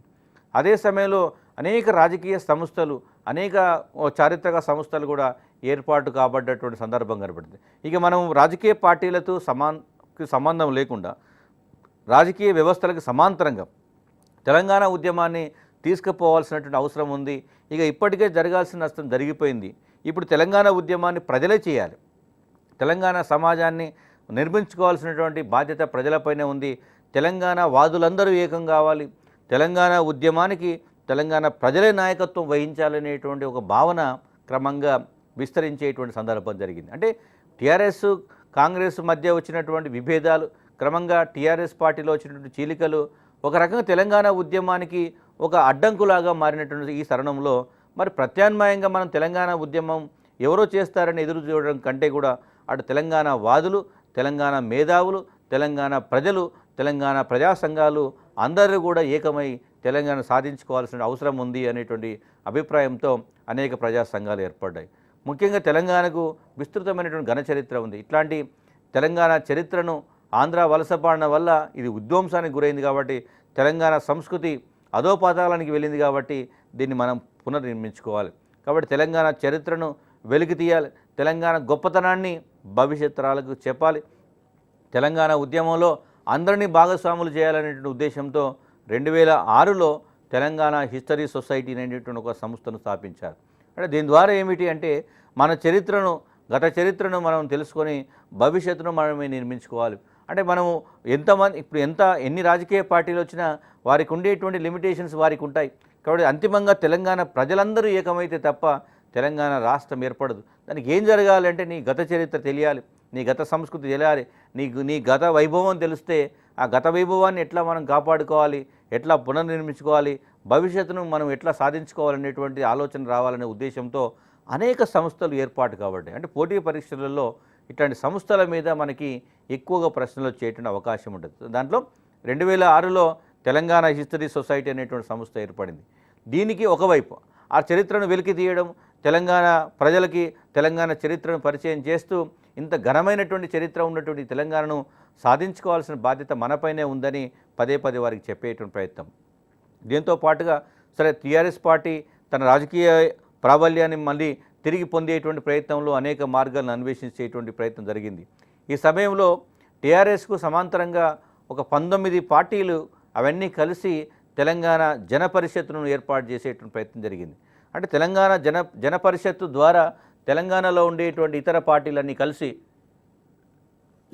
తెలంగాణ ఉద్యమాన్ని ముందుకు తీసుకుపోవాలనేటువంటి ఒక అభిప్రాయాన్ని ప్రజలకు కలగజేసే, అంటే ఇక్కడ టీఆర్ఎస్లో అంతర్గతంగా జరుగుతున్నటువంటి పరిణామాలని మనం అంటే వాటి కోసం ఎదురు చూడకుండా దీనికి సమాంతరంగా మరొక రాజకీయ ప్రత్యామ్నాయ వ్యవస్థను కూడా ఏర్పాటు చేయడం అవసరమని భావించి 19 పార్టీలన్నీ కలిసి తెలంగాణ జనపరిషత్తును ఏర్పాటు చేసే ప్రయత్నం చేశారు. ఆ తర్వాత 2004 ఎన్నికల తర్వాత తెలంగాణ ప్రాంతంలో ఉండేటువంటి అనేక అంశాలు నిర్లక్ష్యానికి గురైనవి. అంటే నిజానికి కాంగ్రెస్ పార్టీ తెలంగాణ ప్రాంతంలో ఉండేటువంటి అనేక సమస్యలకు పరిష్కారం చూపుతాము, అదేవిధంగా 2వ ఎస్ఆర్సీ ద్వారా తెలంగాణను సాధిస్తాము, తెలంగాణ ఉద్యమానికి కాంగ్రెస్ పార్టీ బేషరతుగా మద్దతునిస్తుంది, తెలంగాణ ఏర్పాటులో కాంగ్రెస్ క్రియాశీల పాత్ర పోషిస్తుంది అనేటువంటి నినాదాలతో 2004లో ఎన్నికల క్షేత్రంలోకి, ప్రజాక్షేత్రంలోకి వెళ్ళినటువంటి కాంగ్రెస్ పార్టీ ఆ తర్వాత వివిధ రకాల కారణాల వల్ల తెలంగాణ అంశం పట్ల, తెలంగాణ వాదం పట్ల నిర్లక్ష్యం ప్రదర్శించే ప్రయత్నం జరిగింది. సో అది గమనించినటువంటి ప్రజా సంఘాలు ఆకుల భూమయ్య, అదేవిధంగా పాశం యాదగిరి తదితర తెలంగాణ వాదులందరూ కలిసి మొత్తం మీద తెలంగాణ ఐక్య కార్యాచరణ ఒక కమిటీగా ఏర్పడారు. అంటే నిజానికి తెలంగాణ ప్రాంతంలో కాంగ్రెస్ పార్టీ ఎట్టి పరిస్థితుల్లో న్యాయం జరగదు, తెలంగాణ సమస్యలకి కాంగ్రెస్ పార్టీ న్యాయం చేయదు, కాబట్టి మనకు ఒక ప్రత్యామ్నాయ మార్గాన్ని అన్వేషించుకోవాలనే ఉద్దేశంతో కీలకమైనటువంటి రాజకీయ వ్యవస్థలన్నీ కూడా పక్కకు పోతున్నటువంటి సందర్భంలో ప్రజల చేత నిర్మించబడ్డటువంటి కార్యాచరణ ఏదైతుందో దాన్ని తెలంగాణ ఐక్య కార్యాచరణ అని అనుకొని ఒక కమిటీగా ఏర్పడి వాళ్ళందరూ దాదాపు 32 తెలంగాణ ప్రజా సంఘాలన్నీ కలిసి ఇందులో ఒక వ్యవస్థగా ఏర్పడ్డారు. అంటే తెలంగాణ ప్రాంతంలో ఉన్నటువంటి సమస్యల పరిష్కారానికి ఆ రోజు ఉండేటువంటి కాంగ్రెస్ ప్రభుత్వం పైన ఒత్తిడి తేవాలంటే టీఆర్ఎస్కు ప్రత్యామ్నాయంగా ఒక 32 తెలంగాణ ప్రజా సంఘాలందరూ కలిసి ఒక ఒత్తిడి గృహంగా, ఒక ప్రెజర్ గ్రూపుగా ఏర్పడేటువంటి ప్రయత్నం చేశారు. సో ఈ ప్రయత్నంలో వారు చేసినటువంటి సందర్భం ఏంటంటే, మనకు తెలంగాణ అంటే కేవలం సరిహద్దుతో అంటే భౌగోళిక తెలంగాణ కాదు, సామాజిక తెలంగాణ కావాలనేటువంటి నినాదం బయటకు వచ్చింది. అంటే సామాజిక తెలంగాణ అంటే సమాజంలో ముఖ్యంగా అణగారిన వర్గాలు ఎవరైతే ఉన్నారో వారందరినీ కూడా దృష్టిలో పెట్టుకోవాలి. భవిష్యత్తులో రాబోయేటువంటి తెలంగాణకి కింది కులాలకు తప్పనిసరిగా ఆదరణ ఉండాలనే ఉద్దేశాన్ని చెప్పి సామాజిక తెలంగాణ కావాలనేటువంటి నినాదంతో బెల్లయ్య నాయక ఆధ్వర్యంలో 2006 సెప్టెంబర్ 28న తెలంగాణ సంఘర్షణ సమితి ఏర్పడింది. అంటే ఇక్కడ ఈ అంశం ప్రధానమైనటువంటి నేపథ్యంగా చూస్తే నిజానికి అప్పటి వరకు ఒక రాజకీయ పార్టీలో ఉండేటువంటి నాయకులందరూ కూడా విభిన్న రకాల ఆలోచనలతో ముందుకు పోతున్నారు. అంటే ఉద్యమాన్ని ముందుకు తీసుకుపోయేటువంటి ప్రయత్నంలో వివిధ అనేక ఇతర అంశాలను కూడా వాళ్ళు వారికి అనుకూలంగా మలుచుకుంటూ వెళ్తున్నారు. వారు రాజకీయ భవిష్యత్తు కోసమే ఆలోచిస్తున్నారు. నిజానికి తెలంగాణ రావాలి, వచ్చిన తెలంగాణలో ఈ తెలంగాణలో ఉండేటువంటి అన్ని సామాజిక వర్గాలు ప్రత్యక్షంగా ఆ ఫలాలను అనుభవించాలనేటువంటి అంశం కనబడటం లేదు. కాబట్టి ఈరోజు కాకపోతే రేపు లేదా మరికొంత కాలం తర్వాతనైనా తెలంగాణ ఏర్పడుతుంది. కానీ ఏర్పడ్డ తెలంగాణలో ఎవరు ఏ విధంగా ఉండాలనేటువంటిది కూడా ఇప్పటి నుండే మనం నిర్మించుకోవాల్సిన అవసరం ఉందనేటువంటి అంశాన్ని మనకు 2006లో తెలంగాణ సంఘర్షణ సమితి ద్వారా బయటకు వచ్చినటువంటి సందర్భం ఉంది. అంటే బెల్లయ్య నాయకు ఏర్పాటు చేసినటువంటి తెలంగాణ సంఘర్షణ సమితి ప్రధానంగా సామాజిక తెలంగాణ కావాలి, భౌగోళిక తెలంగాణ కాదు అనేటువంటి సందర్భాన్ని ఇక్కడ అంటే భౌగోళిక తెలంగాణ అనగానే కేవలం సరిహద్దులతో కూడుకున్న తెలంగాణ వస్తే మనం 100% తెలంగాణ రాష్ట్రాన్ని సాధించుకున్నట్టు కాదు. ఈ తెలంగాణలో ఉండేటువంటి బడుగు బలహీన వర్గాలు, అణగారిన కులాలు ఏవైతున్నారో ఈ అణగారిన వర్గాలకు కూడా తప్పనిసరిగా రేపు రాబోయే తెలంగాణలో భాగస్వామ్యం ఉండాలి అనేటువంటి సందర్భాన్ని 2006 నుండే వాళ్ళు ప్రచారం చేయడం మొదలుపెట్టారు. దీంట్లో అణగారిన వర్గాల సమస్యలకు తెలంగాణ రాష్ట్రమే ఏర్పాటే సరైనటువంటి వేదిక అని గమనించారు. నిజానికి ఈ ప్రాంతంలో ఉండేటువంటి సమస్యలు ఒక ప్రత్యేకమైనటువంటి నేపథ్యంలో ఉన్నాయి. మధ్యయుగంలో భూస్వామ్య వ్యవస్థతో పాటు ఆవిర్భవించినటువంటి అనేక రకాల సామాజిక సమస్యలకి మరి ఆంధ్ర వలస పాలన వల్ల ఎలాంటి పరిష్కార మార్గాలు దొరకవు. కాబట్టి ఇక్కడ ఉండేటువంటి షెడ్యూల్డ్ కులాలు, షెడ్యూల్డ్ తెగలు, వెనుకబడిన తరగతులకు సంబంధించినటువంటి సమస్యల పరిష్కారంలో మనకి ఇప్పుడు ఉమ్మడి రాష్ట్రం ద్వారా ఎలాంటి ప్రగతి కనబడటం లేదు. కాబట్టి తెలంగాణ రాష్ట్రం సాధిస్తే తప్ప మనం ఈ అణగారిన వర్గాల యొక్క సమస్యలకు పరిష్కారం లభించదని చెప్పి ప్రొఫెసర్ సింహాద్రి, ప్రొఫెసర్ సత్యనారాయణ, అదేవిధంగా డాక్టర్ రవీందర్ వంటి మేధావులందరూ కలిసి 2007లో మనకి పీపుల్స్ తెలంగాణ ఫౌండేషన్ స్థాపించేటువంటి ప్రయత్నం చేశారు. అంటే దీని ద్వారా మనకు ఏమిటి అంటే ఇక్కడ ఒక ముఖ్యమైనటువంటి అంశం ఏంటంటే తెలంగాణలో ఉండేటువంటి జనాభాలో దాదాపు 80% మంది బడుగు బలహీన వర్గాలు అంటే అణగారిన వర్గాలే ఉన్నారు. కాబట్టి ఈ అణగారిన వర్గాల యొక్క సమస్యలు మనకు పరిష్కారం అంటే ఇప్పుడు ఉమ్మడి రాష్ట్రంలో పరిష్కారం కావని మనకు స్పష్టంగా అర్థమైపోయింది. అంటే మనకి 6 దశాబ్దాల పాటు వలస పాలన జరిగినటువంటి తీరును కనుక చూస్తే భవిష్యత్తులో కూడా ఈ వర్గాలు మరింత నిర్లక్ష్యానికి గురయ్యేటువంటి ప్రమాదం ఉంది. కాబట్టి ఈ వర్గాలను ఆదుకోవాలంటే మనకు తప్పనిసరిగా తెలంగాణ రాష్ట్ర ఏర్పాటు ఏకైక లక్ష్యం అనేటువంటి భావాన్ని ఈ మేధావులు వివరించే ప్రయత్నం చేశారు. అదే సమయంలో తెలంగాణ హిస్టరీ కాంగ్రెస్ను కూడా ఏర్పాటు చేశారు. ఉస్మానియా విశ్వవిద్యాలయంలో ప్రొఫెసర్ జి వెంకటరాజం అధ్యక్షతన తెలంగాణ హిస్టరీ కాంగ్రెస్ను కూడా ఏర్పాటు చేసి తెలంగాణ గొప్పతనాన్ని మరింత శాస్త్రీయ పద్ధతిలో ముందుకు తీసుకుపోయే ప్రయత్నం చేశారు. ఇదే సమయంలో ప్రొఫెసర్ హరగోపాల్, అదేవిధంగా మల్లేపల్లి లక్ష్మయ్య గారు, కోదండరాం, ప్రొఫెసర్ రామబ్రహ్మం, ప్రొఫెసర్ జయశంకర్ లాంటి తెలంగాణ వాదులందరూ ఒక సూచన చేశారు. వీరి సూచన ప్రకారము శ్రీనివాసరాజు గారి ఆధ్వర్యంలో మనకి 2008 అక్టోబరు 18న తెలంగాణ సెటిలర్స్ ఫ్రంట్ ఏర్పడింది. సో ఈ తెలంగాణ సెటిలర్స్ ఫ్రంట్ ద్వారా తెలంగాణ ప్రాంతంలో నివసించేటువంటి ఆంధ్ర ప్రాంతానికి చెందిన వారు ఎవరైతే ఉన్నారో వారు తెలంగాణ ప్రాంతం పట్ల ఎలాంటి భయపడాల్సిన అవసరం లేదు. తెలంగాణ రాష్ట్రం ఏర్పడితే కూడా ఈ సెటిలర్స్కి ఎలాంటి ఇబ్బంది ఉండదు. మన యొక్క ఉద్దేశము తెలంగాణ ప్రాంతం ఆంధ్ర ప్రాంతం వారిని బయటికి పంపడం కాదు. సో మనకు తెలంగాణ ప్రాంతంలో ఉండేటువంటి సమస్యలకి పరిష్కారం లభించాలనేటువంటి ఉద్దేశాన్ని ఇక్కడ చెప్పేటువంటి ప్రయత్నం చేశారు. అంటే తెలంగాణ సెటిలర్స్ ఎవరైతే వాళ్ళు రేపు భవిష్యత్తులో తెలంగాణ ఏర్పడితే మా భవిష్యత్తు ఏమిటి, మా పైన దాడులు జరుగుతాయా, మమ్మల్ని ఇక్కడ ఉండనిస్తారా, మా మా మా మా భవిష్యత్తు ఏమిటి, మా భవిష్యత్తుకి ఎవడు భరోసా ఇస్తారు అనేటువంటి ఒక అనుమానం భయం కలుగుతున్నటువంటి ఆ సమయంలో తెలంగాణ సెటిలర్స్ ఫోరం ద్వారా ఆ భయాన్ని తొలగించే ప్రయత్నం చేశారు. అదే సమయంలో 2008 నవంబర్ 26న ప్రొఫెసర్ మనోహర్ రావు, అదేవిధంగా కోదండరాం రమేష్ రెడ్డి గారు, అదేవిధంగా చెన్నప్ప వంటి మేధావుల కృషి వల్ల ఉస్మానియా కాకతీయ విశ్వవిద్యాలయ అధ్యాపకులతో తెలంగాణ విశ్వవిద్యాలయ అధ్యాపకుల వేదిక కూడా ఏర్పడింది. అదేవిధంగా తెలంగాణ ఎన్జిఓస్ యూనియన్ కూడా దీనిలో క్రియాశీల పాత్ర పోషించింది. ముఖ్యంగా 1946లో హైదరాబాద్ స్టేట్ మొలాజియం పేరుతో ఉన్నటువంటి ఈ సంస్థ 1967లో తెలంగాణ నాన్ గెజిటెడ్ ఆఫీసర్స్ యూనియన్స్గా మారింది. కాబట్టి తెలంగాణ ఉద్యమంలో టీఎన్జిఓస్ పాత్ర అత్యంత కీలకంగా మారినటువంటి సందర్భం. ఈ 69 ఉద్యమ సమయంలో అక్కడ ముఖ్యంగా ఆ రోజు టీఎన్జిఓ నాయకులు ఆమోస్ కానీ విశ్వనాథం ఆధ్వర్యంలో ఇక్కడ తెలంగాణ ఉద్యమం మరింత బలోపేతమైన సందర్భం. వీళ్ళు 2009 అక్టోబర్ 21న సిద్దిపేటలో ఒక లక్షలాది మందితో తెలంగాణ ఉద్యోగుల గర్జన నిర్వహించి తెలంగాణ ఉద్యమానికి ఊపిరి పోసినటువంటి సంస్థగా టీఎన్జిఓస్ను చెప్పుకునేటువంటి అవకాశం ఉంది. తర్వాత విఠల్ గారి అధ్యక్షతన గెజిటెడ్ నాన్ గెజిటెడ్ ఉద్యోగులందరూ కలిసి తెలంగాణ ఉద్యోగుల సంఘాన్ని ఏర్పాటు చేసుకొని తెలంగాణ ఉద్యమానికి ఉద్యోగుల మద్దతును అందించేటువంటి ప్రయత్నం చేశారు. అదే సమయంలో మనకి తెలంగాణ జర్నలిస్టుల ఫోరం కూడా ఏర్పడింది.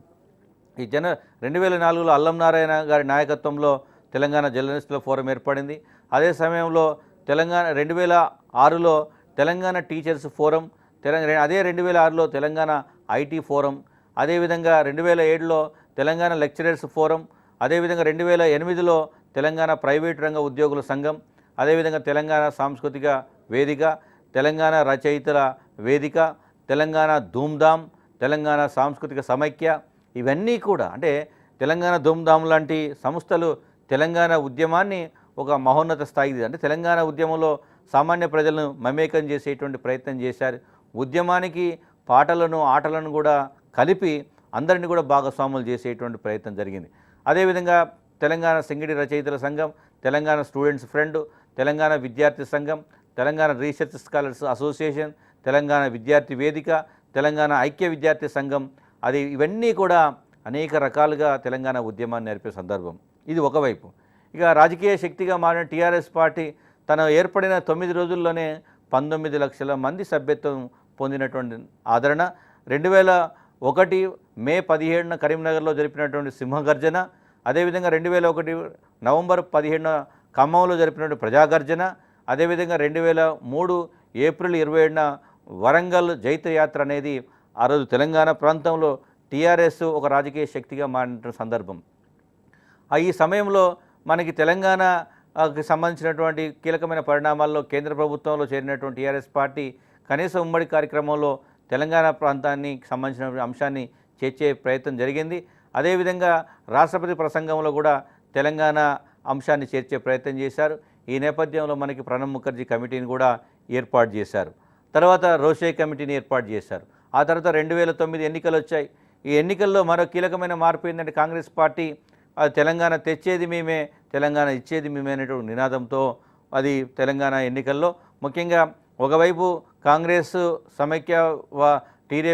సమైక్యవాదాన్ని పరోక్షంగా చెప్తున్నటువంటి కాంగ్రెస్కి, అదే సమయంలో టీడీపీ ఒకప్పుడు సమైక్యవాదిగా ఉన్న టీడీపీ ప్లస్ టీఆర్ఎస్ పార్టీ ఒక మహాకూటమిగా ఏర్పడి కాంగ్రెస్ వర్సెస్ మహాకూటమి పేరుతోని 2009 ఎన్నికల్లో వెళ్ళారు. ఇక్కడ ముఖ్యంగా కీలకమైన నంద్యాల సభలో రాజశేఖర రెడ్డి గారు ఉపన్యాసం చేస్తూ తెలంగాణ విడిపోతే హైదరాబాద్లో మనం విదేశీలు అవుతామని చెప్పాడు. అక్కడికి వెళ్ళాలంటే మనకు పాస్పోర్ట్ కావాలని చెప్పాడు. అదేవిధంగా బీజేపీ అంటే సమైక్యవాద నినాదాలు ఉన్నట్టు బీజేపీ చిన్నలార ఏర్పాటును మేము సమర్థిస్తామని చెప్పి ఇది ఒక ఓటు రెండు రాష్ట్రాలు అనే సందర్భాన్ని మళ్ళీ తీసుకొచ్చారు. సో అది తర్వాత సిపిఐ తెలంగాణ రాష్ట్ర ఏర్పాటుకు అనుకూలంగా ఉన్నామని ఓపెన్గా చెప్పడం జరిగింది. ఆ రోజు కొత్తగా ఆవిర్భవించిన ప్రజారాజ్యం పార్టీ సామాజిక తెలంగాణకు మేము కట్టుబడి ఉన్నామన్నారు. టీడీపీ మేము ఎన్నికల మేనిఫెస్టోలో తెలంగాణకు అనుకూలంగా అని ఒక పదం పెట్టుకున్నాడు. సిపిఎం వీళ్ళందరూ కూడా ఎన్నికల పొత్తుతో టీడీపీ అదేవిధంగా వామపక్ష పార్టీలు ప్లస్ టీఆర్ఎస్ కలిసి ఒక మహాకూటమిగా ఏర్పడి కాంగ్రెస్ పార్టీతో మనకు వ్యతిరేకంగా ఎన్నికలకు వెళ్తే ఆ రోజు కాంగ్రెస్ పార్టీ విజయం సాధించి మహాకూటమి ఓడిపోయిన సందర్భం. మరొకసారి తెలంగాణ ఉద్యమం పైన అనేక నీలి మేఘాలు అంటే ఆటోమేటిక్గా తెలంగాణ ఉద్యమం బలహీనపడిందా అనేటువంటి ఒక భావన వచ్చిన సమయంలో ఆ రోజు జరిగిన కీలకమైన సంఘటనల్లో 2009 సెప్టెంబర్ 2న ఆ రోజు డాక్టర్ వైఎస్ రాజశేఖర గారు మరణించే సందర్భం రోషయ్య గారు తాత్కాలిక ముఖ్యమంత్రిగా నియమించిన సందర్భం. అదే సమయంలో అంటే రాజశేఖర రెడ్డి మరణము, అదేవిధంగా రోషయ్య గారి నాయకత్వంలో మళ్ళీ కాంగ్రెస్ ప్రభుత్వం ఇక్కడ తాత్కాలిక ప్రభుత్వంగా కొనసాగడం, అదే సమయంలో హైదరాబాద్ ఫ్రీ జోన్ అంటూ సుప్రీంకోర్టు డివిజన్ బెంచ్ మనకి తీర్పునివ్వడం, దీనికి ఆ రోజు ఉన్నటువంటి ప్రభుత్వం పూర్తి స్థాయిలో దీన్ని ఎదుర్కొనే ప్రయత్నం జరగకపోవడం వల్ల ఆ రోజు తెలంగాణ ప్రాంతానికి అనేక రకాల తెలంగాణ ఉద్యమానికి ఇబ్బంది కలిగించే విధంగా ఈ తీర్పు రావడం. అదే సమయంలో కేసీఆర్ గారు సిద్దిపేట ఉద్యోగ గర్జన పేరుతో ఒక ఆమరణ నిరాదీక్షకు పూనుకునే ప్రయత్నం చేశాడు. 2009 అక్టోబరు 21న తెలంగాణ వాలే జాగో ఆంధ్ర వాలే బాగో అనేటువంటి ఒక నినాదాన్ని ఇచ్చి ఒక బలమైనటువంటి ఒక సంకేతాన్ని ఇచ్చాడు. కేసీఆర్ శివయాత్రలో పాల్గొంటారో తెలంగాణ జైత్రయాత్రలో పాల్గొంటారో తేల్చుకోవాల్సిన తెలంగాణ ప్రజలే అనేటువంటి ఒక ఆవేశపూరితమైనటువంటి ప్రసంగాన్ని చేసి తెలంగాణ ఉద్యమాన్ని మళ్ళీ ఒకసారి రగిల్చేటువంటి ప్రయత్నం చేశారు. దీంతో అదేవిధంగా 2009 నవంబర్ 29న కేసీఆర్ తన ఆమరణ నిరాహారదీక్షకు కూర్చునేటువంటి సందర్భానికి సంబంధించి కరీంనగర్ నుంచి బయలుదేరి సిద్దిపేట దీక్షకు పయనమయ్యాడు. కానీ మధ్యలోనే తనని అరెస్ట్ చేయడం, ఆ తర్వాత ఖమ్మంలోకి తరలించారు, మళ్ళీ అక్కడి నుండి క్రమంగా నిమ్స్కు తరలించారు. ఆ తర్వాత జరిగిన పరిణామాల్లో 2009 డిసెంబరు 7న అఖిలపక్ష సమావేశాన్ని ఏర్పాటు చేసి ఆ రోజు ఉన్నటువంటి రాజకీయ పార్టీలన్నీ కూడా ఒకవైపు నిమ్స్లో కేసీఆర్ గారి యొక్క ఆరోగ్యం క్రమంగా క్షీణిస్తున్నటువంటి సందర్భాల్లో తెలంగాణ రాష్ట్ర ఏర్పాటుకు అన్ని రాజకీయ పార్టీలు రాష్ట్రం అనేది ఒక ఎంఐఎం సిపిఎం తప్ప మిగతా అన్ని రాజకీయ పార్టీలు మూకుమ్మడిగా ఏకపక్షంగా వారి యొక్క అభిప్రాయాన్ని తెలిపేటువంటి ప్రయత్నం జరిగింది. అదే సమయంలో తెలంగాణ విద్యార్థి జాక్ ఏదైతుందో జాయింట్ యాక్షన్ కమిటీ 2009 డిసెంబర్ 10న చలో అసెంబ్లీకి కూడా వాళ్ళు పిలుపునివ్వడం జరిగింది. ఈ నేపథ్యంలో వివిధ రకాల అంశాలని ఇంటెలిజెన్స్ రిపోర్ట్స్ అన్నింటినీ కూడా పరిగణలోకి తీసుకున్నటువంటి కేంద్ర ప్రభుత్వము 2009 డిసెంబర్ 9న అర్ధరాత్రి 11:30 కేంద్ర హోంమంత్రి తెలంగాణ ఏర్పాటు ప్రక్రియను ప్రారంభిస్తాం, అందుకు తగిన విధంగా రాష్ట్ర అసెంబ్లీలో తీర్మానం ప్రవేశపెడతారనేటువంటి సందర్భాన్ని చెప్పుకొని తెలంగాణ ప్రకటన విడుదల చేయడం జరిగింది. సో దీన్ని వెయిట్ చేసుకొని ఆ రోజు కేసీఆర్ గారు దీక్షను విరమించారు. కానీ దురదృష్టవశాత్తు ఆ రోజు రాత్రి జరుపుకున్న పండుగ అది కేవలం తాత్కాలికంగానే మారిపోయింది. తెల్లారి సీమాంధ్రలో అనేక రకాల ఉద్యమాలు, సీమాంధ్ర రాజకీయ నాయకులందరూ కూడా రాజీనామాలు చేయడం, సీమాంధ్రలో కృత్రిమ ఉద్యమం మొదలుపెట్టడం, దీన్ని చూసి మళ్ళీ కేంద్రం వెనక్కి వెళ్ళి హోంమంత్రి రెండవ ప్రకటన చేశాడు, మళ్ళీ దీని మీద సంప్రదింపులు జరపాలనేటువంటి సందర్భం తీసుకొచ్చాడు. 2009 డిసెంబర్ 23న మళ్ళీ యూటర్న్ తీసుకున్నటువంటి కేంద్ర ప్రభుత్వం దాన్ని మళ్ళీ ఛాలెంజ్ చేస్తూ మరి ఎట్లా ఉద్యమాన్ని ఎదుర్కోవాలని చెప్పి Telangana joint action committee Kodandaram గారి నాయకత్వంలో ఒక రాజకీయ సంస్థగా ఏర్పడి మళ్ళీ తెలంగాణ ఉద్యమాన్ని ముందు తీసుకుపోయింది. అదేవిధంగా కేంద్ర హోంమంత్రి అధ్యక్షతన 2010 జనవరి 5న ఒక అఖిలపక్ష సమావేశం ఏర్పాటు చేశారు. ఈ అఖిలపక్ష సమావేశానికి తెలంగాణ ప్లస్ ఆంధ్ర ప్రాంతం నుంచి అందరిని కూడా పిలిచి తెలంగాణ సమస్య పరిష్కారాన్ని కనుగొనే ప్రయత్నం చేసినప్పుడు ఇక ఏకాభిప్రాయం రాకపోయేసరికి శ్రీకృష్ణ కమిటీని ఏర్పాటు చేశారు. ఈ శ్రీకృష్ణ కమిటీ సుదీర్ఘకాలం పాటు తెలంగాణ ఆంధ్రప్రదేశ్లో తన యొక్క పర్యటన చేసి అనేక అంశాలను పరిగణలోకి తీసుకొని 668 పేజీలతో కూడినటువంటి ఒక నివేదిక 9 అధ్యాయాలతో ఒక నివేదికనిచ్చి అనేక రకాల సూచనలు చేశారు. కానీ ఈ సమయంలో అనేక మంది విద్యార్థులు మనకి బలిద శ్రీకాంతాచారి, వేణుగోపాల్ రెడ్డి, యాదయ్య, ఇశాంత్ రెడ్డి, యాదిరెడ్డి లాంటి అమరుల యొక్క త్యాగాలు వృధాగా మారినాయి. అంటే 2009 నుండి జరుగుతున్నటువంటి ఉద్యమము ఒక బలహీనమైనటువంటి మానసికపరమైనటువంటి పరిస్థితులు నెలకొల్పేటువంటి ప్రయత్నం చేశాయి. కాబట్టి అనేక మంది పిల్లలు ఆత్మ బలిదానాలు చేసుకొని తెలంగాణ ఉద్యమాన్ని ముందుకు తీసుకుపోయేటువంటి ప్రయత్నం చేశారు. సో ఈ సమయంలో మనకి మిలియన్ మార్చ్ ట్యాంక్ బండ్పై మిలియన్ మార్చ్ కానీ లేదా సకల జలన సమ్మె, అదేవిధంగా సాగర హారము, అదేవిధంగా ఢిల్లీలో సంసద్ యాత్ర, మానవ హారము, ఇవన్నీ కూడా అదేవిధంగా తెలంగాణ ఇవన్నీ చేసినటువంటి ఈ ప్రయత్నంలో నిజానికి తెలంగాణ ఉద్యమానికి టీఆర్ఎస్ చేస్తున్నటువంటి ప్రయత్నానికి అన్ని ప్రజా సంఘాలు, ఉద్యోగ సంఘాలు, అదేవిధంగా కవులు, కళాకారులు, మొత్తం సామాన్య ప్రజానికము అనేక రకాలుగా తమ సంపూర్ణమైనటువంటి మద్దతును అందించినటువంటి ప్రయత్నము. చివరికి కేంద్ర ప్రభుత్వం వేరే ప్రత్యామ్నాయం లేక ఇక భవిష్యత్తులో తెలంగాణ రాష్ట్ర ఏర్పాటు తప్ప వేరే ఏ పరిష్కార మార్గం కూడా లేదు, మనకి ఇది ఈ ప్రాంతానికి సంబంధించినటువంటి చారిత్రక రాజకీయ సాంస్కృతిక అస్తిత్వ నేపథ్యాన్ని కనుక చూసినప్పుడు ఒక ప్రాంతము ఇది ఒకప్పుడు దేశంగా ఉంది. తర్వాత అంటే నిజాం కాలంలో దేశంగా ఉన్నటువంటి తెలంగాణ తర్వాత 52 నుంచి 56 వరకు 1952 నుంచి 56 వరకు ఒక రాష్ట్రంగా హైదరాబాద్ రాష్ట్రంగా ఉంది. 56లో ఆంధ్రప్రదేశ్ అనేటువంటి కొత్త రాష్ట్రంగా ఏర్పాటు చేసి దీన్ని ప్రాంతంగా మార్చారు. కాబట్టి ఒక దేశంగా ఉన్నది ఒక రాష్ట్రంగా కొనసాగి చివరికి ప్రాంతంగా మారింది.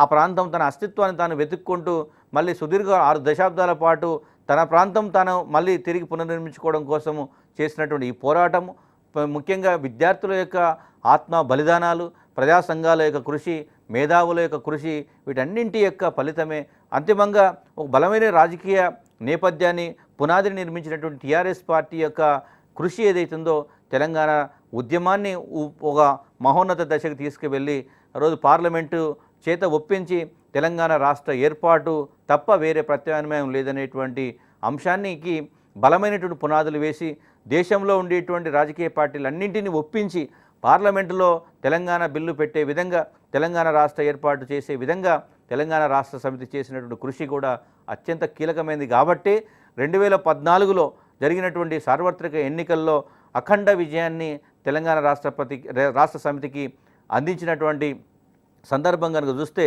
తెలంగాణ ప్రజలు తెలంగాణ ఉద్యమానికి ఏ రాజకీయ శక్తి అయితే ఏ రాజకీయ పార్టీ అయితే నిరంతరం కృషి చేసిందో దాన్ని స్మరించుకునేటువంటి సందర్భాన్ని మనం 2014 ఎన్నికల్లో తెలంగాణ రాష్ట్ర సమితి నిజానికి ఊహించని విధంగా ఒక రాష్ట్రంలో ఇంత తక్కువ కాలంలో ఆవిర్భవించే ఒక ప్రాంతీయ పార్టీ కేవలం ఉద్యమమే తమ ఊపిరిగా భావించుకొని తెలంగాణ ఉద్యమం ఒక సమయంలో కేసీఆర్ గారు తెలంగాణ ఇస్తే టీఆర్ఎస్ను కూడా కాంగ్రెస్లో విలీనం చేస్తా అన్నటువంటి సందర్భాన్ని చూసినప్పుడు టీఆర్ఎస్ పార్టీకి తెలంగాణ ఏర్పాటు తప్ప వేరే ఉద్దేశం లేదనే సందర్భం వచ్చింది. అయితే తర్వాత కాలంలో జరిగినటువంటి వివిధ రకాల రాజకీయపరమైనటువంటి అంశాల వల్ల టీఆర్ఎస్ పార్టీ ఒంటరిగా ఎన్నికలకు వెళ్ళినప్పటికీ కూడా ప్రజలు అంత ఆదరణ ఇచ్చినటువంటి సందర్భంలో ఈరోజు తెలంగాణ రాష్ట్ర సమితి తెలంగాణలో అధికారంలోకి వచ్చినటువంటి సందర్భం ఉంది. అంటే తెలంగాణ ఉద్యమాన్ని అర్థం చేసుకునేటప్పుడు మనకి పోటీ పరీక్షల్లో అడిగేటువంటి ప్రశ్నలన్నీ కూడా కీలకమైనటువంటి సంఘటనలు ఎప్పుడు జరిగాయి లేదా కీలకంగా ఆ సంఘటన సంబంధించినటువంటి నేపథ్యం కంటే కూడా జరిగినటువంటి సందర్భం మీదనే ఎక్కువగా ప్రశ్నలు వస్తాయి. ముఖ్యంగా సంవత్సరాలు, సంస్థల పేర్లు, వ్యక్తుల పేర్లు ఏవైతున్నాయో వీటి మీద మనకు ఎక్కువగా ప్రశ్నలు వస్తాయి. కాబట్టి వాటిని 1-2 సార్లు చదువుకుంటే మనకి పరీక్షలో వచ్చేటువంటి ప్రశ్నలకి సమాధానాలు పెట్టేటువంటి అవకాశం ఎక్కువగా ఉంటుంది. కాబట్టి ఆ విధంగా ప్రిపేర్ కావాల్సినటువంటి అవసరం ఎంతైనా ఉంది. Thank you.